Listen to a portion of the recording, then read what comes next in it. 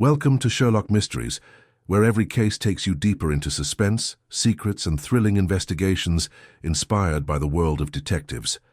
If you love solving puzzles and uncovering hidden truths, you're in the right place. Don't forget to subscribe, hit the like button, and tell us in the comments which part of the world you're watching from. We'd love to hear from you. Now, let's start the story. The Midnight Siren Affair, as it became called in some theatrical circles, first came to our attention in the early spring of 1894. The days were finally lengthening, and the soot-laced fogs that had hung above Baker Street all winter were dissipating into something closer to simple gloom. I had returned from a brisk morning round of my few remaining patients to find Holmes in one of his singularly passive states, slumped in his chair like a marionette deserted by its puppeteer, his eyes fixed, not on me, but on a spot somewhere, deep beneath the Persian rug. His pipe, empty and unused, sat neglected on the mantelpiece. This, I knew from long experience, meant one of two things. My friend was thinking about a problem, or he was waiting for one to arrive. The trouble, as it happened, arrived just before midday, accompanied by a sharp knock and a hesitant voice on the stairs. Mrs. Hudson appeared as a woman draped in a thick burgundy velvet cloak, her pale gloved hands gripping the folds closely around her. Her complexion was sort of clear porcelain rarely seen outside of the stage, and despite the lack of powder or rouge on her skin, she exuded the intentional posture of someone used to performing. Her pale blue eyes, unnervingly steady, met Holmes's with a look of defiance. "I believe," she continued in pure contralto, "that you are Mr. Sherlock Holmes." Holmes did not rise, but he did tilt his head slightly. "You're accurate, madam, and I gather you are in some difficulties." Her lips quivered for a little period, but she recovered immediately. "I would not bother you if the situation wasn't so weird, but I fear I have nowhere else to go. Scotland Yard would laugh, and I can't afford it." Holmes tucked his fingers behind his chin. "You may speak freely, miss." She paused. "I'm Miss Lark Trevelyan. A contralto performs at the Pavilion Theatre in Covent Garden, or I was. I'm no longer performing." Holmes raised his brow slightly. "Indeed. I recall a review in the Times 2 years ago that described Miss Trevelyan's rendition of Bellini as haunting to the point of madness." "That review," she explained, clutching her hands tightly in her lap, "was the beginning of my misfortunes." She then discussed a recent series of events that, on the surface, appeared to be more suited to the pages of the penny dreadfuls than the life of a professional singer. "It started," she said, "with the sound of music, particularly her own voice, singing Casta Diva, coming from the attic of her rented lodgings at precisely midnight 3 nights ago. But the attic is empty," she explained, "and locked. I have no key. No one has gone up there since I moved here, save for my landlady, who is storing old furniture. And still, I heard it, as did the maid. So did the officer I had pulled in from the corner." Holmes, who had previously listened in complete silence, now leaned forward. "Precisely what did he hear?" "The music. Or so he said. My voice in that aria, even though I hadn't performed it out in months. Furthermore, Mr. Holmes, I was not in the house. I had returned from a visit to my aunt in St. John's Wood and arrived just after midnight. The constable was already in the stairway when I arrived. He swears he heard the singing begin from within the home at precisely 12 o'clock from above. From the attic." There was quiet. Holmes inhaled a long breath and released it slowly, as though relishing the aroma of a rare spice. "Miss Trevelyan," he said, "do you believe yourself in danger?" She flinched. Yes. However, I am unable to identify who sent it." "Or what? You said this began 3 nights ago?" "Yes, it was the first time. However, there have been other signs. Someone had put a twig of yew on my windowsill. The same night, a message appeared under my door. It said nothing but, 'Repent.'" Holmes's eyes grew sharper. "Yew is not a flower one gives lightly." "No," she swallowed. "It's used in funeral wreaths." He nodded once. "And the handwriting?" I brought the note. She retrieved a small folded document from her handbag. Holmes took it with reverence and inspected it through his lens. He stopped speaking for a few seconds. Then he gave it to me. The script seemed strange, tilted to the right with exaggerated loops, as if someone had taken great effort to appear inexperienced. The ink was inconsistent in areas, a theatrical hand, perhaps. "There is more," she added, softly. "Last night someone entered the house." "Your lodgings?" Holmes inquired, sitting up straighter. "Yes, I was sleeping. I heard footsteps on the stairs and a creak from my door, but when I turned on the lamp, no one was there. The door was unlocked." "Was anything taken?" She paused. "Only a photograph. One of myself and a man who is now deceased." "Ah," Holmes replied, his voice as sharp as a knife blade cutting through water. "Now we approach the heart." The room went silent for a long moment. Holmes finally rose and went to stand at the window, hands clasped behind his back. "You will give me your address," he stated without turning. "I'll call there this evening. You are not to be alone in the meanwhile. Bring a friend with you or stay in a public area. Your landlady may be faithful, but I doubt she will be enough to protect you from what lies ahead." Miss Trevelyan nodded. "Thank you." "I was told you might understand." That sparked Holmes's attention. "Who told you that?" She paused again. "The note," she replied gently. "It said to repent. But it also said, ask the man in Baker Street. He'll understand why you sang. Watson now informs us that he witnessed Holmes remain still, not in fear, but in a kind of stillness I have only seen in the most dangerous of his cases, when the game had not only begun, but had begun against him." Holmes turned to me gently and whispered, "Watson, I believe we are being invited to a performance. The question is whether we should celebrate or perish before the last act." Holmes spent the rest of the afternoon in a state of taut, humming alertness that I had only seen in the early stages of the most perplexing investigations. The monotony of the morning had evaporated. He moved quickly, almost mechanically, leafing through his private index of criminal correspondences, laying out maps of Covent Garden, and reading the note Miss Trevelyan had left behind as if it would vanish between glances. Meanwhile, I did what I always did in such situations. I remained silent, present, and ready to serve as a sounding board, companion, and, when necessary, a pair of fists more suited to back alleys than opera houses. At 7:15, we set out through the rainy London evening. Fog had started to roll in again, clinging to the stones and whirling about the gas lamps like something living. The hansom ride was silent but quick, with Holmes peering out the small pane of glass without speaking, his eyes shifting in minute fast movements, not outward, but within. When we arrived at the address Miss Trevelyan had given us, tall narrow lodging house off Endell Street, its brickwork pocked and soot-darkened, Holmes climbed out of the cab without saying much. Miss Trevelyan herself greeted us at the entrance. She had changed out of her cloak and into a simple dark dress with a high neck and no embellishments, but the elegance of her posture remained unmistakable. A maid with red-rimmed eyes waited behind her, likely the same one who had heard the weird midnight aria. Miss Trevelyan said, "I have done as you asked. I haven't been alone since leaving Baker Street. Mary has not left my side." Holmes gave the girl a short nod, then turned to our hostess. "Good. I'd like to see the attic first." Her face paled slightly. "Of course. It is through the top. Landing. I got the key from Mrs. Penhaligon, the landlord. We followed her up 4 tight flights, the stair carpet worn to the threads and the banisters polished by centuries of cautious hands. On the final landing, she produced a key and unlocked a thin, bent door. It let out a reluctant groan, and the fragrance that greeted us was of dust, aged wood, and something else, a slight hint of rosin and faded perfume. The attic was dark, even with the oil lamp Holmes had brought. The room had low ceilings and was filled with old trunks, wooden chairs with missing rungs, and a broken cheval mirror placed against one wall. A single tiny window admitted a haze of orange from the street lamp below. Holmes crouched immediately, holding the lamp close to the warped flooring. He sniffled, stroked the wood with his fingertips, and then ran them along the windowsill.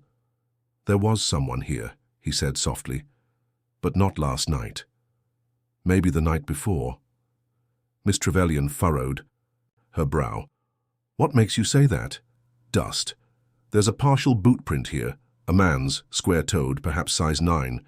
The dust has not completely settled, but there is a faint scatter of particles on the sole. If that had happened last night, and the room had remained closed, there would be none. Then how? The sound, Holmes informed me, may not have come from the attic at all. He rose and moved to the far wall. He stood there for a long time, delicately tapping the plaster with his knuckles and then the lamp's handle. On the third strike, a hollow note rang out, distinct from the muffled thud of the surrounding area. Holmes grinned thinly. There is a void behind this wall, a crawl space possibly. Not more than a foot deep, but sufficient for something, or someone. He took a step back and turned to face Miss Trevelyan. Has anyone else been given access? To the attic? No. Only Mrs. Penhaligon has the key, and she swears it hasn't left her desk drawer. Holmes turned to me. Watson, if you'd be so good as to fetch the landlady. Mrs. Penhaligon was knitting with the determined determination of a woman who dislikes talk. When I asked her presence upstairs, she came without complaint, albeit with some curiosity. Holmes greeted her respectfully and inquired, Madam, are you certain that no one but yourself has had access to the attic? She blinked. Certainly not. I don't hand out those keys like sweetmeats. There is nothing up there but broken furniture and cobwebs.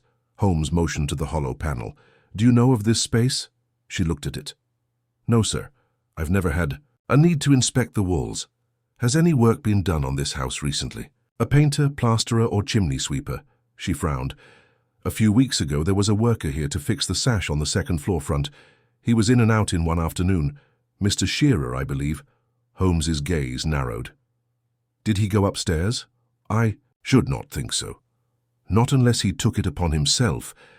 Thank you, that'll do for now. After she left, Holmes returned his attention to Miss Trevelyan.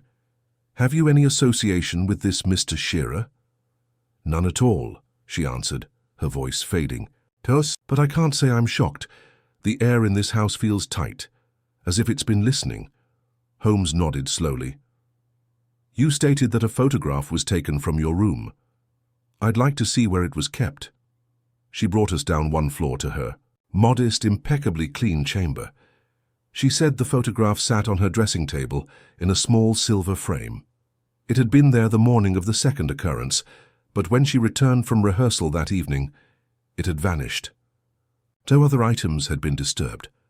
Who was the man in the photo? Holmes inquired, having previously examined the table and its environs. She paused. He was a friend, an accompanist. His name was Dorian Vale. He died 2 years ago. A carriage accident occurred in Hampstead. Holmes's voice was quite gentle. Was your connection with him public? No, we kept it confidential. He was married. Holmes straightened. Then perhaps not everyone was as unaware as you believed. He turned to the wall next to the dressing table and tapped again. Another hollow space. A ventilation shaft, perhaps, or a smart route. He crouched to inspect the skirting, then straightened, wiping dust off his knees. Watson, he remarked, we're dealing with someone bright, someone who is knowledgeable about architecture, enjoys opera, and has a cause to evoke the past rather than threaten. A ghost, undoubtedly, but one who wears very earthy shoes. He turned back to Miss Trevelyan. This man is Mr. Vale. Did he have enemies? She looked away. He had a wife. Holmes was silent for a long time, then he approached the door. Tonight, lock this room from within. Do not reveal it to anyone. Watson and I will return tomorrow, or sooner, if the music resumes. Leave a light on. If your ghost is real, I want to hear him sing. As we down the stairs, Holmes stopped on the second floor and crouched to investigate the tight corridor. I watched his gaze wander to a faint scrape along the baseboard, the kind caused by anything being pulled or relocated. He said nothing, but nodded to himself and continued down. Outside, the fog had thickened into a syrupy grey wall, muffled the sound of hooves and casting halos around the gas lamps. We strolled silently for a block before I inquired, "Do you truly believe this is the work of a living man?" Holmes gave me a sideways glance. "The dead don't write notes in dramatic hand, Watson. Neither do they steal images. But the singing has a reasonable source, though I have yet to name it. But I promise you this, Someone wishes Miss Trevelyan to relive a long-buried memory, and tonight they will try again. And what will we do? Holmes came to a halt at the next corner and flagged down a taxi. We'll go to the Pavilion Theatre, he answered simply. Ask about a man who died too soon. And a woman who may know more than she admits. The fog engulfed us as the cab turned east. The hansom cab rumbled eastward through the fog-veiled lanes, the damp night hissing softly against the gaslit lanterns that flickered above the storefronts. Holmes sat with one hand pressed to the inside of the window, his fingers drumming idly, though I knew the gesture belied a mind working furiously beneath the still surface. The name Dorian Vale had definitely touched an internal chord. His eyes, half-lidded but brilliant, studied the floating shadows as though anticipating them to develop into a pattern. Holmes, I continued, breaking the silence, do you believe Vale's death is central to the events in Miss Trevelyan's home? I believe, he replied without looking at me, that the dead are frequently the best accomplices to the living.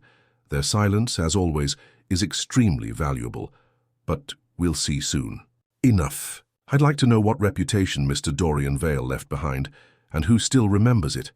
The Pavilion Theatre loomed over the square like a sleeping beast, with only a single lantern glowing above the stage door and two men smoking beneath the covered entrance.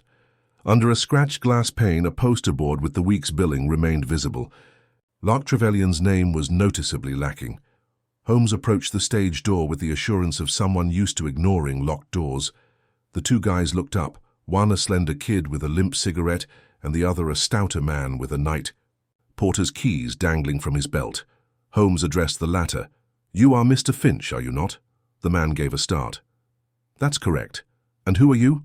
Holmes handed him a card. I am here about the late Mr. Dorian Vale. Finch furrowed his brow. He's been deceased for nearly 2 years. What about him? Holmes motioned toward the theatre. Would you be so kind as to give us 10 minutes in the wings? My colleague and I are conducting a confidential investigation on behalf of a former performer. Finch paused. Holmes's stare did not waver. With a grumble, the man unlocked the stage door and led us inside. The theatre was frigid and deserted, its massive red plush seats yawning like huge mouths in the darkness. Holmes went carefully across the weathered planks of the stage, peering, up at the catwalks and backdrops, each movement exact. Behind the curtain, Finch took us to the green room, a tiny chamber packed with lost screenplays, worn costumes, and the stench of old grease paint. He slumped heavily on a seat while Holmes leaned against a dresser and calmly inquired, What can you tell me about Mr. Vale? Finch scratched his jaw. Brilliant man. Some people were moved, while others thought it was fantastic. He had a way, with the keyboard as well as with singers, worked with Miss Trevelyan for a stretch, the best combo we had in years. People came just to hear her hold a note while he manipulated the keys. And then, Finch glanced away. He has dead. Sudden. Carriage overturned on Vale of Health Road. The driver survived. Vale did not. They said he had broken his neck. There was talk that it wasn't an accident, but nothing came from it. What sort of talk? Finch exhaled. Rumors. His wife didn't appreciate his late evenings, and he didn't enjoy hiding where he spent them. Some say she came here once and caused a scene, but you know how theatrical people are. Everything is a scene. Do you know where she is now? Vanished. Took what little money he'd left and moved north, I believe. Yorkshire or Lancashire. No one has seen her since. Holmes offered a serious nod. And Miss Trevelyan? It cracked a little after he died. I tried to carry on, but something in her voice altered. She departed the company after 3 months. She said she was going to teach instead. Holmes turned toward me with a sparkle in his eye. Do you see, Watson? Grief dulls the blade. But it also creates new pathways. Someone decided to reopen hers. He turned back to Finch. Was Mr. Vale recognized for a particular piece? Anything signature? Something he played frequently? Finch grinned, a recollection flashing before his eyes. We always ended rehearsals with Casta Diva, said it fit her range and his soul. Holmes did not smile, but his eyes darkened and he nodded briefly. Thank you, Mr. Finch, that'll do. Outside, the fog had thickened and curled like smoke across the ground. Holmes walked quickly now, his steps precise and unwavering. I matched his stride. There is cleverness behind this, Watson, not just a wish to scare Miss Trevelyan, but to entice her back into something unfinished. And now we have a name that lives on even in our absence. Dorian Vale's widow? Perhaps, but she wouldn't be alone. If Vale was as reckless as suggested, he most likely made enemies, owed money, and had intimate relationships. Some people would mourn him. Others would resent people who gave him presents. As we reached the corner onto Baker Street, a tiny child in a tattered coat emerged from the mist and handed Holmes a folded slip of paper. Holmes handed him a coin without saying anything, unfolded the note beneath the lamplight and read silently. "Well?" I asked. He handed it to me. The handwriting was similar to Miss Trevelyan's initial note, with a slanted style. "Midnight again. Have you heard her yet? She sings, 'For the sins you have buried. Bring a doctor.' This time, he should also listen." There was no signature, just the faint imprint of a little pressed flower at the bottom of the page. "You again," Holmes stated. "Whoever this is, they watch her. They are watching us. We are not conducting an investigation from the outside, Watson. We've already stepped onto the stage. We didn't return to Baker Street. Instead, Holmes turned the cab to Endell Street, and we arrived at Miss Trevelyan's residence just as the clock struck 11. The lamps inside remained glowing. Her windows were dark. Holmes told me to wait at the corner, where the gaslight casts long shadows on the pavement. He slipped around the side of the house and vanished into the alley, like smoke. I stayed motionless, my heart racing as the fog thickened around my boots. Minutes passed. Then dimly I heard it, a note, pure, lofty, and unmistakable. Casta Diva. Miss Trevelyan's voice, or someone impersonating it, drifted from overhead like a frost-spun lament. I peered up to the attic window. It was dark, yet the sound was clearer, as if enhanced by the structure of the home. A second later, someone moved behind the glass. I stepped forward automatically, but Holmes's figure appeared from the alley at the same time, waving a gloved hand as a warning. The music stopped. He approached me seconds later, his breath apparent in the cold. "She's asleep," he said quietly. The singing came from the crawl space, but the attic door was ajar, and there were fresh tracks in the dust. "Did you see the singer?" "I noticed movement. However, it is not obvious. Whoever it was disappeared inside the wall before I reached the top landing." We stood silently in the shadow of the house. Then Holmes said, "Watson, tomorrow you and I will go to Hampstead. Instead of questioning the living, pay a visit to the deceased. I need to visit Dorian Vale's grave and find out who else has been placing flowers there." And with that, we turned into the fog, leaving behind the house where the woman continued to sing, though for whom and why remained shrouded in shadows that even Holmes had yet to penetrate. The next morning began pale and windless, with a low sky the color of tarnished silver. We broke our fast swiftly, with Holmes consuming only tea and a single slice of buttered toast, his appetite dimmed by meditation, and by 9:30 we were in a cab headed north. Our destination is Hampstead Cemetery. According to the registers Holmes had reviewed after a quick telegram and return reply from one Mr. Dorian Vale, this is his ultimate resting place. The trip was silent except for Holmes's occasional utterances, scraps of names, half-formed inferences, the mechanical rehearsal of a mind limiting its variables. I left him to it. Years of being at his side had taught me that asking questions in such situations was more of a hindrance than a help. He would speak when he was ready. The cemetery was situated amid a grove of half-wild yew and ash, with bare branches rustling faintly overhead. As we walked the narrow road to the eastern quadrant, we saw weather-worn stones and moss-draped angels. The more modern tombs were neatly lined up.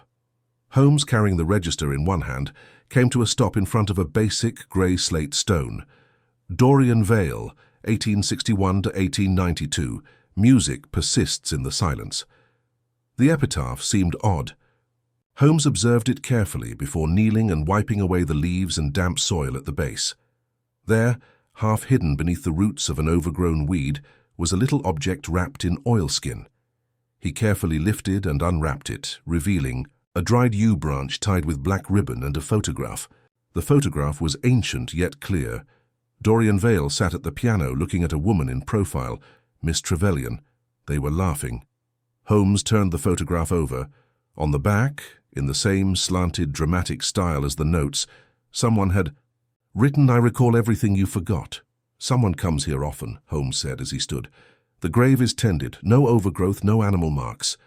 And the yew is fresh within a week." I looked around. The place was still. A groundskeeper in the distance wheeled a wheelbarrow along a gravel path, but no one else was visible. "You believe it's her?" I asked. "Vale's widow?" It would fit. A grudge that grows in solitude, a conviction that Trevelyan evaded punishment or guilt, but I do not believe she acts alone. Who else then? Somebody close to her, someone who was familiar with their routines, particularly their music. A performer, perhaps, a rival. Someone who either loved or hated Vale and what he represented. Holmes restored the objects to the oilskin, leaving them precisely as we found them. "Let them think the shrine undisturbed," his words went. "We gain more by observation than confrontation, for now." As we walked back to the gates, I took another look at the name on the stone. There was something tragically final about its silence. I knew Holmes would draw the pulsating heart of the case from this quiet, though. By midday, Holmes was pacing the sitting room like a restless panther, fingers clenched behind his back and eyes unblinking. He'd declined lunch. I, on the other hand, had grabbed a modest sandwich from Mrs. Hudson and was halfway through it when he stopped abruptly. "Watson, how much do you recall of the mahogany stage incident?" "An attempt to poison the soprano. A fair quantity. Why?" "Because the composer engaged, Howard Cray, was also Vale's former student. He appeared at the Pavilion during the same season as Dorian, but his renown was never as great. Jealous, eccentric, dismissed quietly following an incident involving a lost libretto and a public confrontation. He receded after Vale died, but I'm not sure if he's gone completely. You think Cray may be behind this? I believe he knew them both. And if he's not the architect, he could be the instrument." Holmes approached the desk and scrawled a small letter. "To Mycroft," he clarified. "If Cray is still in London, he will be well known in underground circles or the theatres. My brother maintains track of both in his own manner." He sent the note and reached for his coat. "And now, Watson, back to Endell Street. I'd like to know what Miss Trevelyan dreamed last night." If anything, we arrived to find the house unusually silent. No footsteps on the stair, no commotion from the landlady's kitchen. Holmes rang the doorbell sharply. The maid Mary responded after a little pause, her eyes wide and her hands quivering against the apron she gripped. "She's gone," she whispered. "Hi, Miss Trevelyan. Her room is open. No note." Holmes brushed past her immediately and climbed the steps 2 at a time. I followed, heart tight in my chest. Her room was precisely as we had seen it previously, only now the oil lamp had burned out on the nightstand and the wardrobe door was slightly ajar. Her bed remained untouched. The window lock had been drawn open from the inside. Holmes examined it closely. "No forced entry," he whispered. "She chose to leave." "But why?" "Perhaps she received another note," I said. Holmes turned sharply. "Perhaps someone called her name. If you wanted to attract a singer, Watson, would you not utilize music?" He moved to the dressing table and checked the vanity top. There was a wrapped handkerchief among the combs and rouge brushes. There was a slight smear of scarlet on it, but it was lipstick rather than blood. A new application. She planned to depart. Not rushed, not kidnapped. She took nothing else. Holmes straightened. She was drawn. Not taken. A startling voice from the stairway shocked us. Mrs. Penhaligon stood at the threshold, face pale, hand on her bosom. "I saw her go," she explained. "Right after daybreak she was humming the same tune. She appeared serene rather than fearful. Perhaps I am dreaming. She seemed to be chasing something no one else could hear." "Did she speak?" Holmes inquired. "Just one thing," the landlady replied. "As she passed me on the stair, she said, 'He's waiting where the music ends.'" Holmes remained still. Then he called, "Come, Watson. I believe I know where she has gone." We got another cab, this time heading south into the fog-covered river areas. Holmes gave the driver a name I hadn't heard in years, Cray's Hollow & Sea, abandoned music hall in Lambeth that had been deserted for half a decade due to fire. Rumour had claimed that it had originally housed rehearsals for the pavilion's overflow productions, but the fire had destroyed it. Even vagrants avoided the theatre, which remained closed. As we neared, I realized why Holmes chose it. A carved phrase could just be seen through the dirt and soot on the burned frame of the antique proscenium arch. Music persists in the silence. This is the same as Vale's epitaph.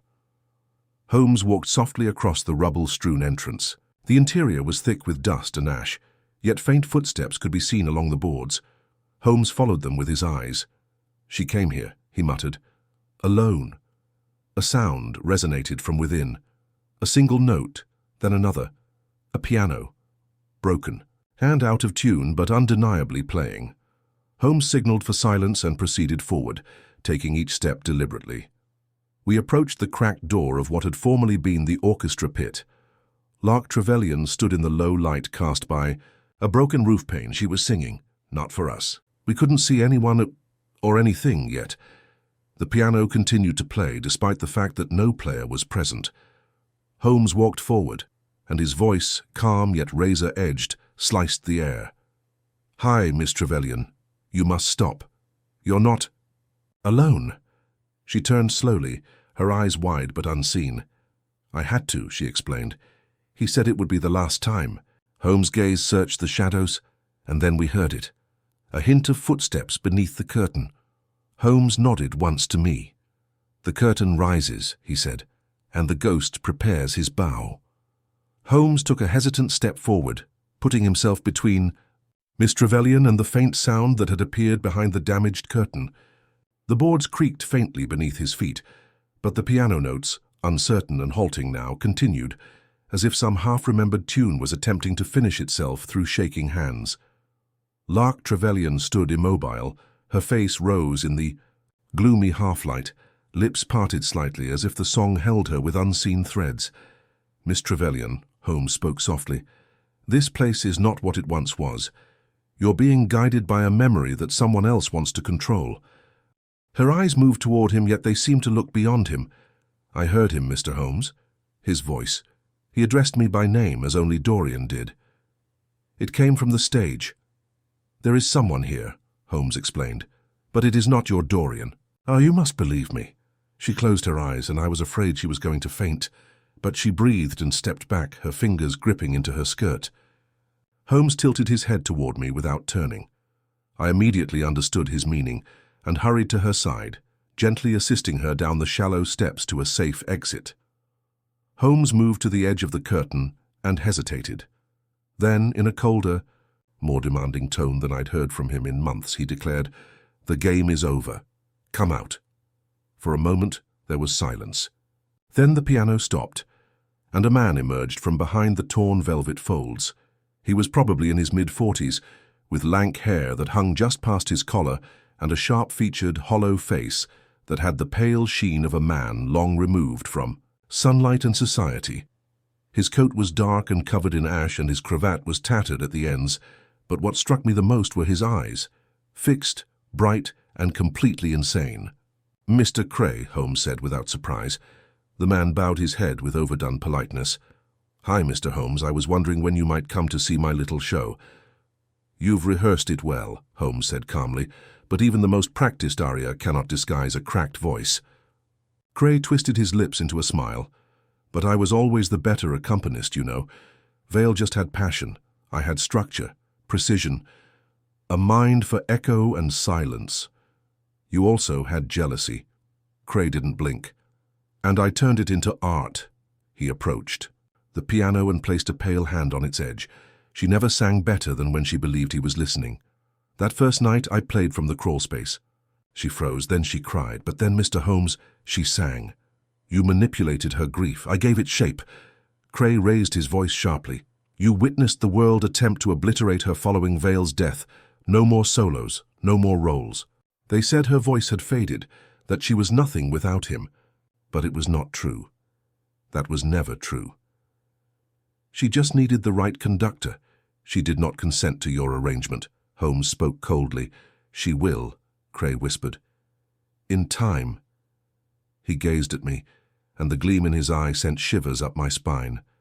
And you, Doctor, is it folly to bring back greatness?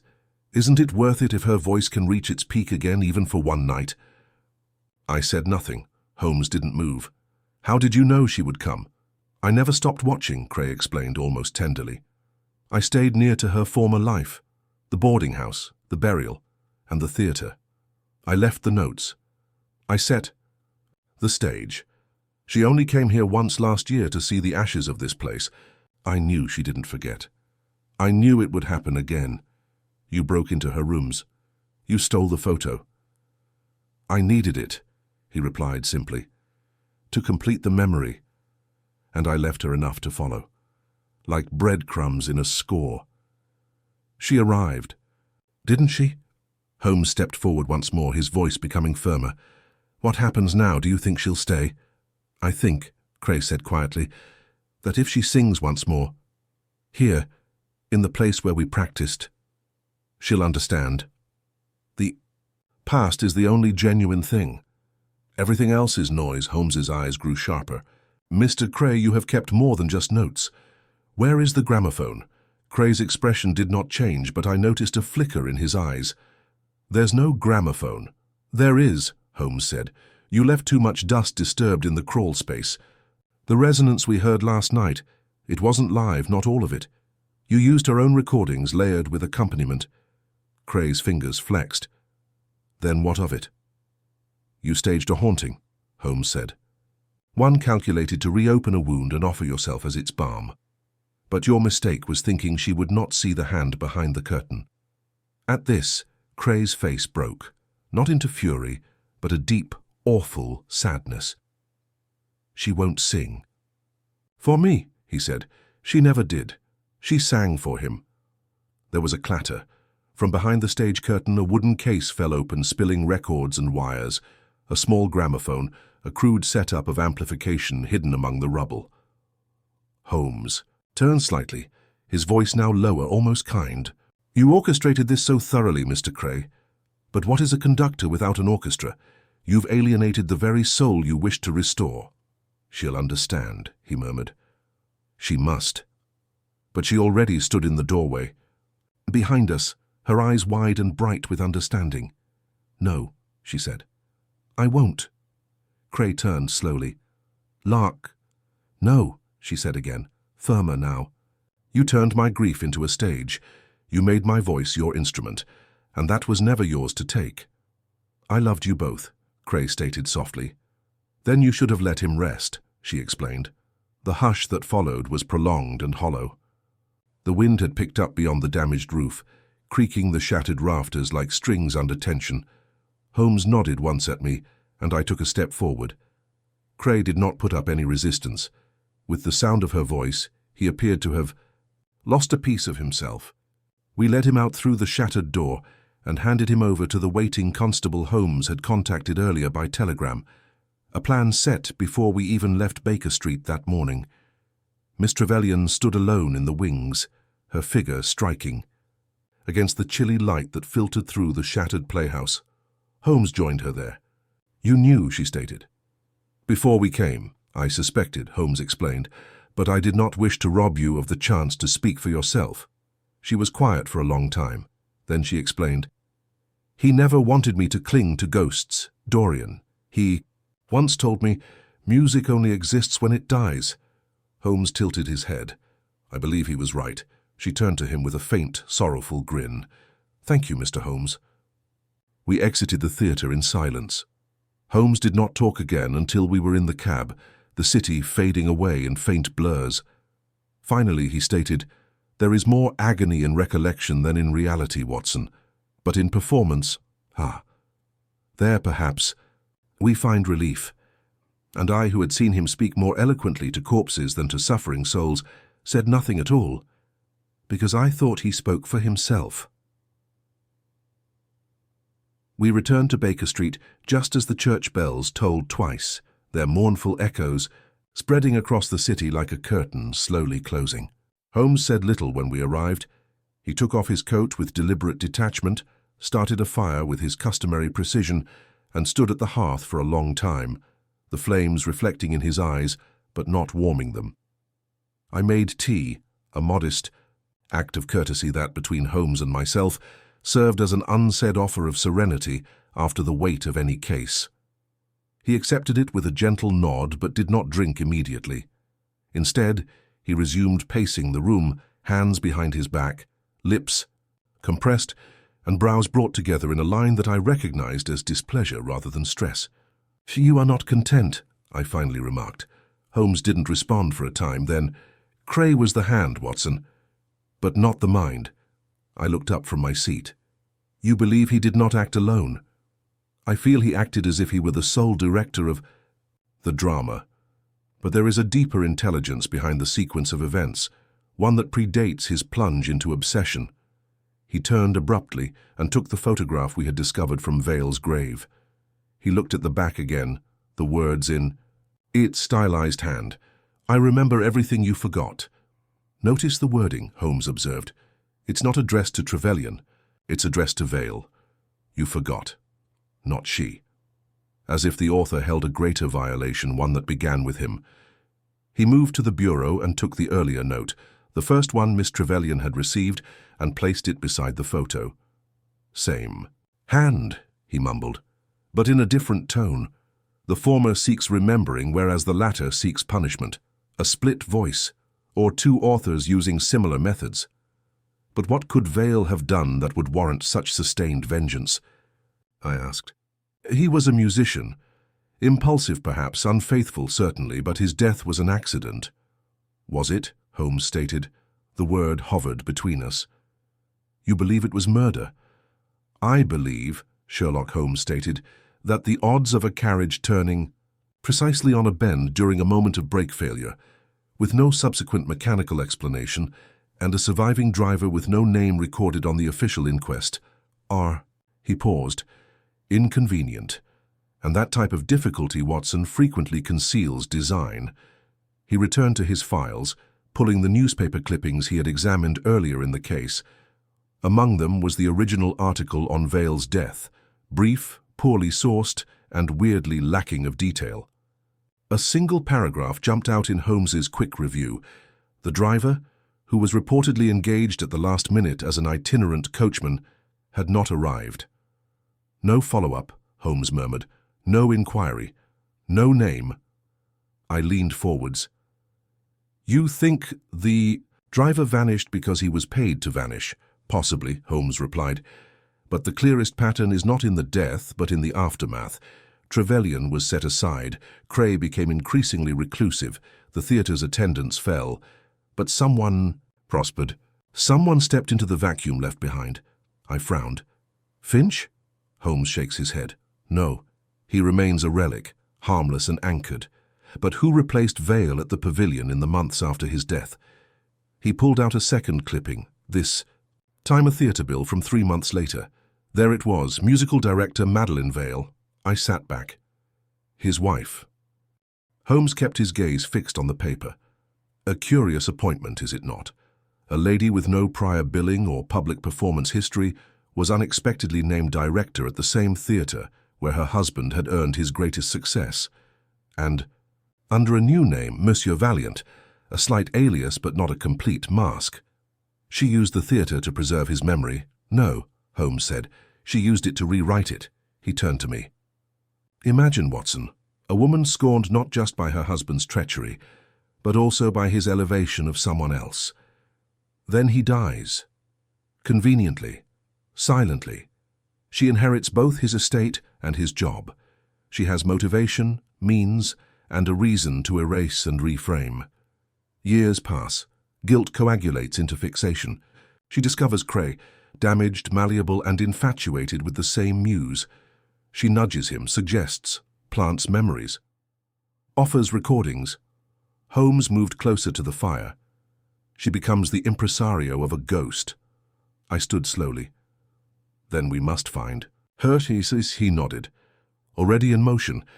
I telegraphed Mycroft again this morning, just before we departed for the graveyard. If she has remained in London, as I expect, we'll have her location by nightfall."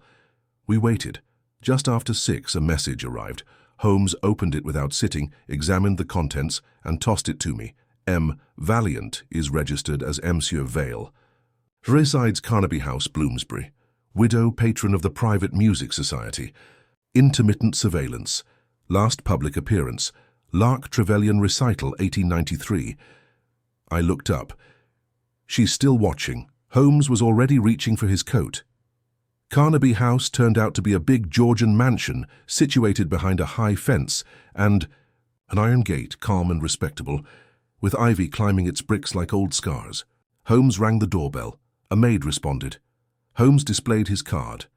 After a long delay, we were shown to a drawing room of surprising austerity, with no portraits, flowers, or personal items other than a metronome and a stack of musical scores. A woman entered moments later. She was perhaps 50, composed, elegant, and completely self-contained. Her eyes were grey, her posture straight. She didn't sit. "You are Mr. Holmes." "I am." "I presume this is about the singer." Holmes tilted his head. "You planned this, Mrs. Vale, through Cray, notes and memory, but you underestimated the ending." She said nothing. Holmes went on. "You did not expect her to resist." "I expected her to remember," she explained quietly. "I wanted her to see what she destroyed." "She destroyed nothing," Holmes stated. "You clung to what you lost and made it unrecognizable. Your husband's ghost is not in her voice, but in your bitterness." Her countenance remained steady, but her fingers twitched at the side. "I did not kill him," she said. "But you let him die." Her gaze flickered to the fire. He was already gone. Holmes was silent for a moment. Then, "We will not file criminal charges.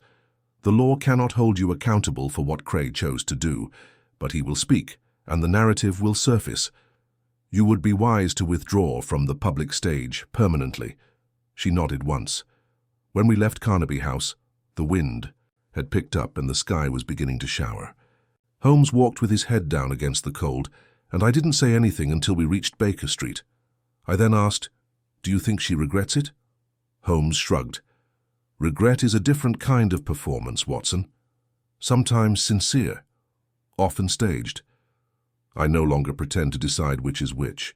He went inside without saying anything, while the city's rain fell around us, silencing the final ghost of that dreadful melody. It was 2 days before we met Miss Trevelyan again, the storm that began as a light drizzle on the evening we confronted. Madeline Vale had grown into a steady, chill rain that transformed the streets to sparkling obsidian and hushed the city's heartbeat. During that period, Holmes was mainly silent, not reclusive but reflective, as if drawing a curtain in his own mind to divide the solved from the unsolved, the witnessed from the remembered. On the 3rd day, a letter arrived, unsealed, hand-delivered, and unsigned. The handwriting, however, was unmistakable. "Mr. Holmes, I haven't sang since that night. I'm not sure if I will do it again. But I've discovered a type of stillness I didn't think was attainable. If you want to chat with me before this chapter ends, you can find me where it started." L.T. Holmes read the letter twice, folded it, and placed it on the mantel. "She means the pavilion," he said simply. We arrived shortly after midday, accompanied by the same surly Finch who had allowed us days before. The theatre was quiet, with the matinee curtain still many hours away from rising. Miss Trevelyan stood alone at the edge of the stage, gazing out at the empty rows of scarlet chairs. As we arrived, she turned and gave us a little smile. Not one of performance, but simply appreciation. Her bearing was still lovely, but there was a weight in her shoulders that I hadn't noticed before, and there was an honesty to her stillness. "You have received my letter," she said. Holmes nodded. "I did, and I hope to see you here in the light." She looked around the stage, tracing the contours of the orchestra pit, background and box tiers, familiar territory rendered weird by recollection. "I came here yesterday," she explained. "The door was open. Finch informed me that they have been considering refurbishing the hall for a new season. Will you return to it?" I asked gently. She shakes her head. "Not like I was. Perhaps not as a performer, but I might teach. There are youthful voices here now, some raw and fearful. I could lead people through their pain rather than into it. Holmes moved closer. Your choice demonstrates courage. The theatre remembers more than simply the music. It retains all we bring to it. She looked at him straight. Did she speak to you? Madeline Vale. Holmes nodded. She spoke, but what she disclosed was hardly a confession. Only decay. Do you think she truly loved him? She inquired. Dorian, Holmes was silent for a moment. Then he added, she adored what he represented. That type of love, however, requires possession rather than freedom. It grows from anger, not reverence. She considered it and smiled faintly. You sound like you've seen it before. I have, Holmes answered. Not often, but always at a cost. The room was quiet then. There is no echo, no rehearsal. The only sound was Finch's pocket watch ticking somewhere in the wings. I kept one of the notes, she explained after a time. This is the first, the one that said, repent. I read it now, and I can hear her voice behind it. Not accusing, just tired, as if she wanted to share the load, but couldn't recall why. Holmes nodded once. Cray was her instrument, but not her equal. He imagined he was composing a resurrection. She knew she was writing a dirge. She gazed down at the stage boards. He was dangerous. He was broken, Holmes explained, so that made him available. She needed someone to carry out what she no longer had the strength or visibility to do. I think, she continued quietly, that he believed he was saving me. Holmes's visage did not relax, but his tone did. Delusion often wears the mask of devotion. Her voice lowered as she returned her gaze to the deserted house. I sang to a ghost, Mr. Holmes. But that was not Dorian. It was the ghost of what we were told we should be, tragic, beautiful, and incomplete. And now, I asked? She straightened slowly. Now I'll write, teach, perhaps even take the stage again, but not to recreate the past. Holmes moved beside her. Then you have done what neither of your tormentors could. You have survived the performance and chosen not to repeat it. She inhaled deeply. A rehearsal will begin soon. A new production, The Magic Flute. I stated that I would sit in and advise the new Papagena. We took the cue. Holmes inclined his head respectfully, and I followed him back into the aisle, our footfall, hardly audible across the faded carpet. As we approached the main doors, she cried out, Mr. Holmes. He turned. She stood at the edge of the stage, half in shadow. There is one thing I still wonder. Yes? When you stood in the ruined hall, and you heard my voice, before you knew. It was a recording before you saw Cray, and what did you think? Holmes considered. Then, in a rare moment, he spoke as the listener rather than the logician. I assumed, he explained, that something long dead had remembered how to sing. For a moment I wasn't sure whether I should be afraid or moved. She bent her head once, and we left her there, where the lights would soon rise on a different story. Back at Baker Street, the rain had stopped, and the sun was peeking through the soot-dark sky. Holmes hung his coat on the rack and sat in silence. I took my normal seat opposite him. After a few minutes, he reached into the side drawer and took the note Miss Trevelyan had kept, labelled Repent. He inspected it for a long time before dropping it into the flames. The flames spread swiftly, turning the paper into ash with a hiss. He sat back. Well, Watson, he stated, there will be no trial, no headlines, and no reward.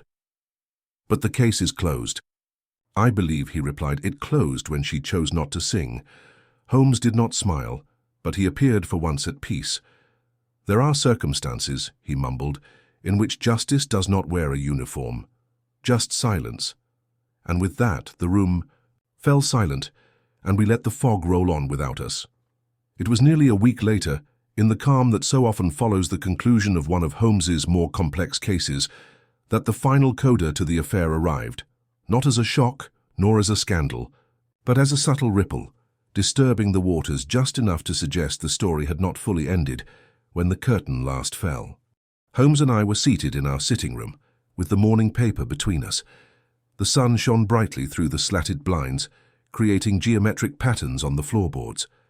I had just returned from a walk in Regent's Park and was reading a review in the Times, not of a criminal case or political scandal, but of the Pavilion Theatre's most recent production. You might find this interesting, I stated aloud, although Holmes showed no signs of listening. His eyes was locked on the violin in his lap, which he had been tuning half-heartedly for about 20 minutes. Nonetheless, I read the review aloud, for myself rather than for him. The newly remounted production of the magic flute is remarkable, not for its spectacle but for its restraint, I chanted. The ensemble is capably directed by a recently appointed voice director, L. Trevelyan, whose return to the theatre has already sparked speculation in creative circles. Her presence does not dominate the performers, but rather improves them, with one newbie in particular, Miss Clara Hawthorne, delivering a Papagena both lovely and heartbreaking. Trevelyan's past is felt not in repetition, but in the careful space she provides for others to bloom. Holmes's fingers halted against the strings. I lowered the paper. There is healing in that, I think. Perhaps, he muttered. He placed down the violin and turned in his chair to face the fire, which had long since burned to embers. Trevelyan has taken an unusual road, Watson. She refused to become a martyr or a mystery. She gave the ghost no encore. I nodded. And what of Madeleine Vale? Holmes picked up a little envelope from the side table, which I had seen but not opened. He handed it to me without comment. The wax seal had been shattered and the contents were spare. No message, only a folded page, carrying a single line in that same unmistakable script. I will remain silent about what I have ruined. There was no name or return address. However, the paper's watermark, Carnaby & Sons, Bloomsbury, verified its authenticity. I do not expect to hear from her again, Holmes added. She has accomplished her goal of erasure rather than vengeance or justice. And she has finally managed to erase herself. And Cray, I inquired. Holmes extended one hand toward the fire. Detained. Quietly. No charges pressed, but his mental health has deteriorated. The authorities will keep him under long-term surveillance. I doubt he'll see another stage. We sat quietly for a while. The weight of those truths neither heavy nor light. They simply were. Holmes has never been a man who sought emotional closure. Nonetheless, I sensed in him a grudging respect for Trevelyan's decisions, and possibly even for the quiet devastation left in Vale's wake. Mrs. Hudson arrived just after noon, presenting a visitor's card on a silver tray. Holmes accepted it, inspected it briefly, and raised an eyebrow. He handed it to me without speaking. Clara Hawthorne, Pavilion Theatre, Covent Garden. We exchanged glances. Moments later, the young soprano was led in. She was just 20 years old, with a gentle posture that reminded me of Trevelyan in her early days with us. Nervous but composed, eyes full of something more than ambition. She perched primly on the edge of the settee, clutching her gloves in one hand. "I am sorry to bother you, Mr. Holmes," she began, "but I wasn't sure who else to speak to." Holmes looked at her tenderly. "Please, Miss Hawthorne, say what you've come to say." She took a breath. "This is about Miss Trevelyan. I highly appreciate her. She has taught me more in 3 weeks than I have in 3 years. However, she has recently become distant, not unkind. Just listening to something I can't hear." Holmes said nothing. "She never sings," Clara added. "Not even to demonstrate the passage. But sometimes, when she believes no one is present, she hums, only a few bars. I don't recognize this pattern. Low, sad." Holmes's expression was unreadable. "And what is it you fear, Miss Hawthorne?" Clara hesitated. "That something has not let go of her. Something pursued her since that night. She never talks about it, but sometimes I notice her fingers moving, as if she's playing a melody only she knows." Holmes leant forward slightly. "Do you believe she is in danger?" "No," she replied quickly. "It is not that. She seems to be plagued by her own choices, and I'm not sure whether to let her go or attempt to bring her back." He remained silent for a time before saying, "You may tell her something from me." Clara nodded while waiting. "Tell her," Holmes said quietly, "that ghosts only stay where they're wanted. If hers survives, it is because she still gives it a place in the hall."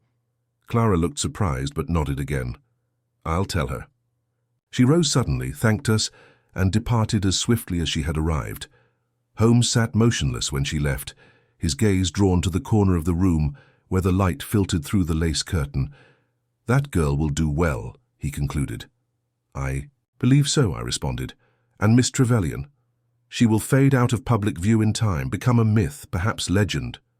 He rose, stretched once, and moved to the window.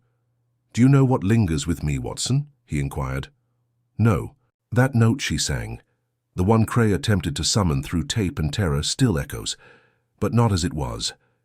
It changed. In that final moment, when she refused to sing for him, her silence was more beautiful than any aria. I looked at him, and for the first time in many days I recognized Holmes as something more rarer, a man struck by the fragility of human grace. We spoke nothing more about the case after that day. There were other clients, other offences. The playhouse slipped once again into the background of London's frantic stages, but sometimes on evenings when Holmes took up his violin and played something sluggish and unfinished, I'd think of the woman who sang at midnight, of the echo of a performance never finished but made more powerful by its absence. And in those moments, I realized that not every resolution is written in pen. Some are composed in silence. Some are only heard by those willing to listen. The ultimate act, as it were, took place not in confrontation or disclosure, but in absence, a gradual release of tension that left the intervals between moments larger than the events themselves. In the weeks following Miss Hawthorne's visit, the matter of Lark Trevelyan faded from public curiosity. The newspapers showed little interest in anything that did not result in arrest, scandal, or death, so the shadows faded. But Holmes and I, despite rarely discussing it aloud, carried the weight of the affair like an unfinished cord hanging in the air, awaiting resolution. One dreary afternoon, I arrived from a Marylebone appointment to find Holmes by the window, not with his violin, but with a notebook that I recognized as one of his secret ledgers. He rarely opened them in my presence, and when he did, it was typically with the air of concluding a chapter rather than exploring one. He sat motionless, the page's edges pressed against his fingertips, his gaze buried in the late October drizzle. Did not speak. Instead, I put down my umbrella and stood at the opposite window, watching the people below in their mufflers and overcoats. The world continued on, uncaring and unchanging. Yet there was something different about the silence between us, something deeper and more melancholy than normal. "She wrote again," Holmes remarked finally, his voice low. I turned. He had still not moved. "Trevelyan?" I asked. He nodded. "For this is a brief note, no signature, but hers undeniably." He passed it to me. "The girl can sing well. She reminds me of who I could have been if I had been seen sooner, rather than only when I was grieving. You were correct. I allowed the spirit inside, and I let it go. There was nothing else." I folded it slowly before returning it. "So it is finished." "Perhaps," Holmes replied. "However, I have discovered that the endings we accept frequently differ from the endings that remain. People rarely close the door. They simply stop looking behind themselves." He placed the letter back in the notebook, gently, closed it and stood. For a brief moment, I expected him to grab for his pipe or fetch Mrs. Hudson for tea, but instead he strolled to the fireplace and lighted it himself, an unusual gesture from a man who delegated domesticity as easily as he rejected emotion. "Do you know why the case unsettled me, Watson?" he asked as the flames spread. I shake my head. It was not a manipulation, not the death, nor the unpunished hand behind it. It was the use of music, the exploitation of something pure. The voice is the final honest thing in a performer. It displays what even the eyes hide. And they took hers, rewrote, recorded, and returned it to her like a ghost in a mirror. He turned to face me. "There are two types of crimes, violence and greed. But this was a crime of presence, reshaping identity to the point where the subject no longer recognizes herself." I said nothing. I had known Holmes to demolish persons who counterfeit banknotes, who stole rubies, who poisoned silently.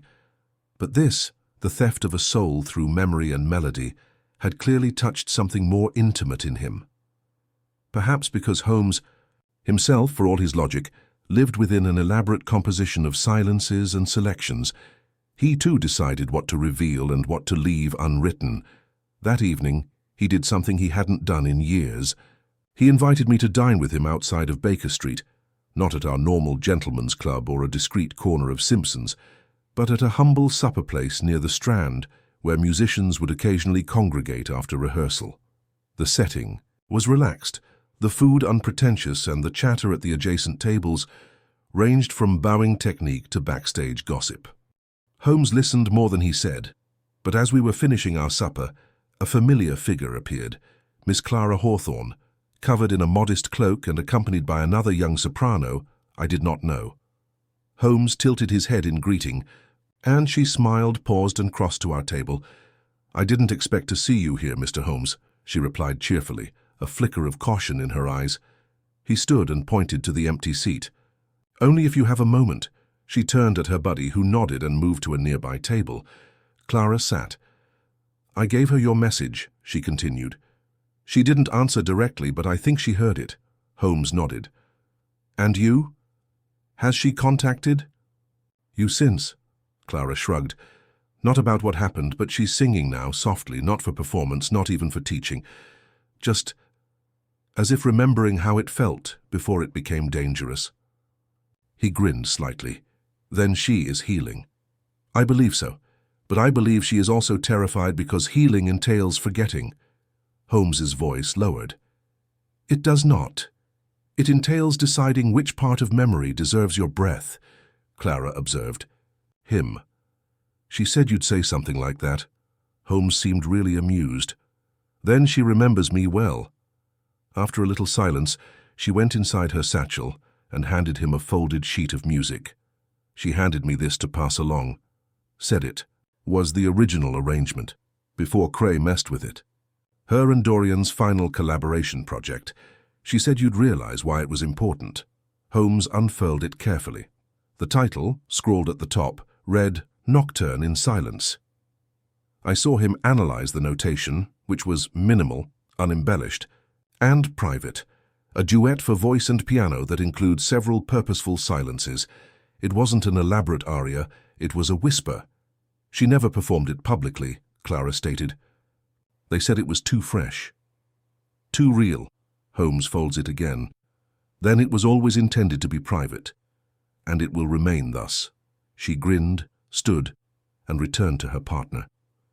That night, we went home under a bright sky that revealed faint twinkling stars above the lamps. Holmes gripped the music gently in one hand. Back at Baker Street, he slid it into the lockable drawer beneath his writing desk and said nothing more about it. He decided not to include the case in his written accounts. It would not be known by the Yard or reported in the newspapers, but it had altered something in him, not broken, not reformed, but delicately tweaked, like a key turned one notch in a lock, allowing a door to open slightly wider. I watched him that evening as he finally picked up his violin and began playing. It wasn't one of his typical violent sonatas or sharp, piercing pizzicati. It was softer, hesitant but not unsure, a melody in half-light. This is a song about release rather than resolve. He played just for the shadows. For once, the shadows listened. The final correspondence regarding the scandal was received by Holmes. In early December, as frost began to rim the windows of Baker Street, and the air carried the faint aroma of coal smoke and damp wool. It arrived by hand, with no messenger present, folded inside the pages of the Strand magazine, which had been left on our doorstep rather than posted through the slot. It was not addressed to Holmes or myself, but merely 2 words were scribbled in a sparse, exquisite calligraphy across the blank margin of an article about Holmes's recent discovery of a smuggling ring in Portsmouth. "Thank you." Holmes read it, once tore the margin with the inscription, and tucked it inside the pages of Miss Hawthorne's music manuscript, which she had handed weeks earlier. He did not respond, nor did he need to. By that point, we both realized that the case had ended with a reclamation rather than an arrest or revelation. Miss Trevelyan hadn't been saved. She had protected herself, and in doing so, she had retrieved something from the debris that no one else could, her future. I mention this now not because it was remarkable by the usual standards of Holmes's cases, but because it persisted. It left an imprint on the mood of our rooms and the way Holmes moved throughout the days that followed. Not more slowly or thoughtfully, Holmes did not brood, but with a constricted intensity, as if something had changed in the lens through which he saw the world. He was more quiet than normal, but not reclusive. His violin appeared more frequently, although the pieces he performed were quieter, almost private in their phrasing. He had abandoned the violent improvisations he used to perform at moments of intellectual anxiety. Instead, he performed nocturnes, adagios, and unfinished scales that faded before resolving. And sometimes, though he never said it, I observed him gazing toward the drawer containing the manuscript. I brought it up again about a week before Christmas. We were seated in front of the fire, each nursing glasses of brandy, as a light snow blanketed the streets in silence. The gaslights outside flickered weakly, veiled by the falling flakes, but inside there was warmth, silence, and a gentle crackle from the hearth. "She was right, you know," I said without prompting. "About the girl, Clara. She will become a notable figure. She appreciates what has come before her rather than copying it. That is an uncommon type of courage." Holmes didn't look up from his drink, but the corner of his mouth curled slightly.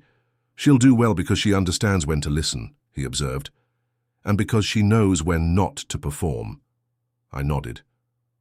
"Trevelyan taught her that." "Trevelyan," said Holmes, "was perhaps the only artist I've encountered who learned that the absence of sound can be more arresting than the sound itself."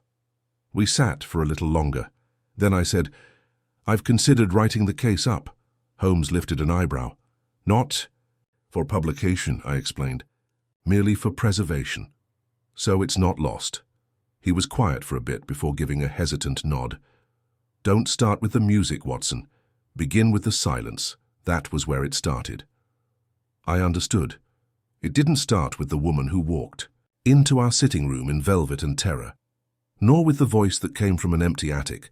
It may have begun even before Vale's death, the first time someone opted to remove a fact in favor of a more pleasing falsehood. That lie had repeated until it was indistinguishable from recollection, and it was only when it was sang aloud that its falsehood became apparent. The case was not about who killed whom or how. It was about who remembered and why. A few days before Christmas, Holmes got a simple invitation with a weighty meaning. A cream and gold invitation with embossed letters invites Mr. Sherlock Holmes to a special performance of Winter Works by Miss Lark Trevelyan's pupils on December 23rd at 8 o'clock. Sharp. Attendance is discreet. No press. He presented it to me without comment. "You'll go?" I asked. Holmes stared at the fire for a long time. "No," he responded finally. "She doesn't need an audience for deduction. She requires silence. Allow her students to carry the music forward." I said nothing, but when the night of the 23rd arrived, I passed by the pavilion on my way to an engagement. The theatre was dimly lighted, with the front doors closed but not secured. I didn't go inside. I simply paused across the street long enough to notice the flicker of lights behind the upper windows and the faint rising of a single note. A young soprano, clear and clean, singing into the wintry night. I imagined that a memory melted within that voice, not erased. Never do that. But I understood. When I returned to Baker Street later that evening, Holmes was awake and sitting at his desk with his back to the fire. He hadn't shaved, so a curl of paper ash clung to the sleeve of his dressing gown. The manuscript drawer was closed again. "Well?" he asked, but did not turn. "She did not sing," I replied, "but she grinned, and every pupil bowed before her as if she had." He nodded once, and then, in a scarcely audible voice, he added, "That is what justice looks like, Watson. It's not always a courtroom. Sometimes just a quiet seat in the wings, watching the world go on without bitterness." I poured us both a drink, and we said no more of the matter that night, nor in the days that followed. It had faded into its proper place, not tragedy or triumph, but something more subtle.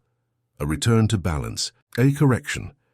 Years later, I would return to the written story I had buried in a drawer, unpublished but carefully preserved. One passage in Holmes's work stood out to me. "Ghosts only linger where they are wanted." Finally, I realized that this Case was not about a haunting. It had been about letting go, and Holmes, though he would never admit it, had helped someone do just that, as had I. We let the city sing without us, and, as always, returned to silence. Several months later, in the mellow dusk of spring, the final thread of the mystery untangled itself, not with the arrival of a telegram or a breathless client at our door, but through Holmes's own hand, as he frequently preferred to deliver his final conclusions. Not for spectacle, but for understanding. We had returned from a little case in Reading, and as we settled in for the evening, Holmes took out a bundle of notes from his desk drawer, the ones labelled in his angular lettering, "The Trevelyan Affair." He neatly laid them down on the table, added a final sheet, and looked over at me with the uncommon expression that indicated he had reached the end, not just of the documentation, but of the mental edifice he had silently built over the course of the case. "I imagine," he remarked, "that you wondered from the beginning why Cray acted when he did." I nodded. He could have staged his ghostly theatre at any time. But he waited. Years. Holmes slumped back in his chair. "Because someone told him when."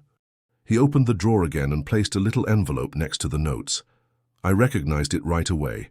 One of the anonymous letters we'd disregarded as Cray's own fabrication. But now Holmes pointed to the barely visible ink in the upper right corner, a trace of faded red wax that was thinner than the rest. Under the lamp, the impression was barely legible. "Carnaby," I answered. "Madeline Vale." "She was never the passive director," Holmes explained.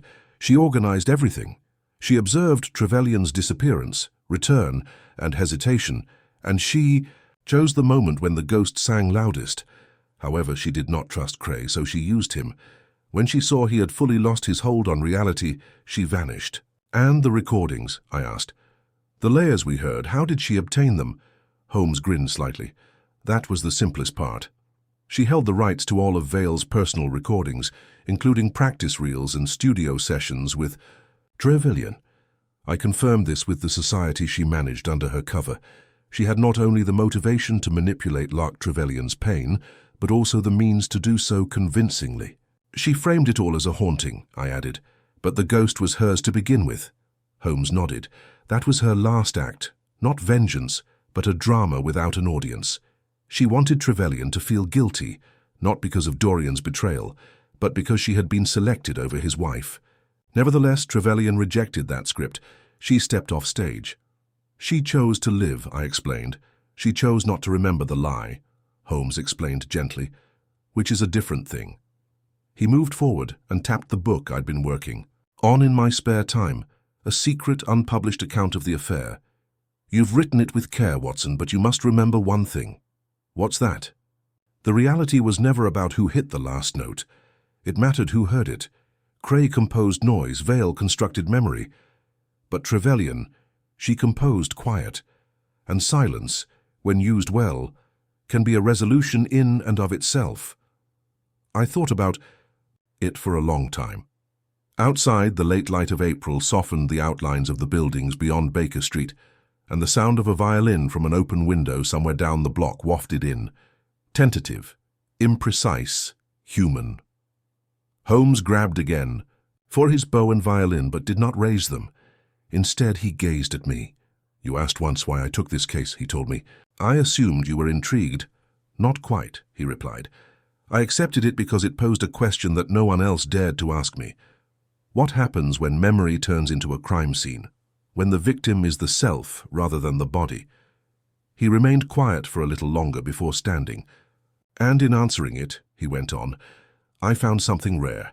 A case that did not end with justice or vengeance, but with a woman choosing her own voice." He started playing then, just a few faint notes, unfamiliar and unhurried. They rose into why. The room like mist hung there and then vanished. I didn't speak again that night, neither did he. We simply listened. To the interval between notes, Trevelyan claimed quiet for herself, and with that stillness, the matter was finally concluded.